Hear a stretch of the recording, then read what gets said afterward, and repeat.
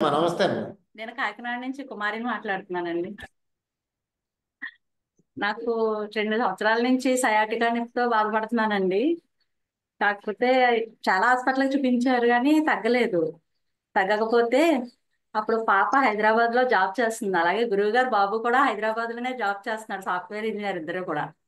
తనేమో అన్నయ్య ఇలాగ అమ్మకు బాగోట్లేదు, కేరళ తీసుకెళ్దాం అనుకుంటున్నాం అని చెప్పిందంట.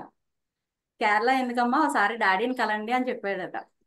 చెప్తే సరే వెళ్దాంలే అని చెప్పేసి అనుకుంటున్నా కానీ నాకు నొప్పి ఎక్కువ అయిన తర్వాత తను ఏం చేసిందంటే అపాయింట్మెంట్ తీసుకుందండి కేరళ తీసుకెళ్ళడానికి.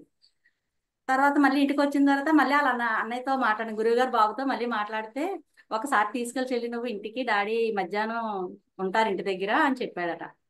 చెప్తే సరే ఒకసారి వెళ్దాం మమ్మీ అంకుల్ దగ్గరికి అని చెప్పింది. చెప్తే సరే అని చెప్పేసి ఆ రోజు ఈ జూన్ నెలలోనే వెళ్ళామండి గురువుగారి దగ్గరికి.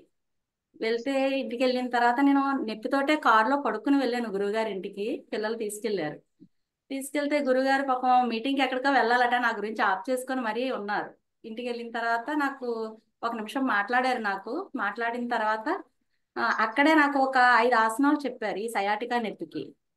నేను నొప్పితో వెళ్ళిన దాన్ని ఆ 5 ఆసనాలు వేయలేకపోయాను. గురువుగారు ఏది చూపించారు కానీ బలవంతంగా నెమ్మదిగా వేశాను. గురువుగారు పాప కూడా ఏది చూపించారు. అలా వేసిన తర్వాత నేను అటు నుంచి కూర్చొని ఇంటికి వచ్చేసాను. వెళ్ళేటప్పుడు పడుకొని వెళ్ళేదాన్ని, అటు నుంచి కూర్చొని వచ్చాను. ఆ నైట్ టాబ్లెట్ కూడా వేయలేదండి నేను. గురువు గారి దగ్గరికి వెళ్ళిన కాడి నుంచి ఈ రోజుకి ఒక టాబ్లెట్ కూడా వేయలేదండి నేను. నిజంగా చెప్తున్నాను, నాకు చాలా బాగా నచ్చింది. మా ఆయన గారు ఏమన్నారంటే, నువ్వు ఇంత సివియర్ నొప్పితో అక్కడికి వెళ్తున్నావు కానీ వెంటనే క్లియర్ అవ్వదు, యోగాలో కొంచెం టైం పడుతుంది, ముందు ఇక్కడ కేరళకి వెళ్ళిపోదాం, అపాయింట్మెంట్ తీసుకున్నాం కదా అన్నారు. అంటే వద్దు డాడీ ఒకసారి చూద్దాం అంకుల్ దగ్గరికి, అన్నయ్య అంత అలా చెప్తున్నాడు కదా అన్నది పాప. నేను కూడా నమ్మకంతో వెళ్ళానండి. నిజంగా చాలా సంతోషం గురువు గారు. ఈ రోజుకి ఇంకా రాలేదండి నాకు. కాకపోతే మాట్లాడడం ఎలాగా అని నేను ఈ రోజు వరకు మాట్లాడలేదు. చాలా సంతోషం గురువు గారు. నిజంగా నేను ఎక్కడికి వెళ్ళక్కర్లేదండి చెప్పాలంటే. థ్యాంక్ యూ గురువు గారు. Thank you. తగ్గిపోతుందండి, ఏం ఉండదు. ప్రాబ్లం అయితే ఏం ఉండదు.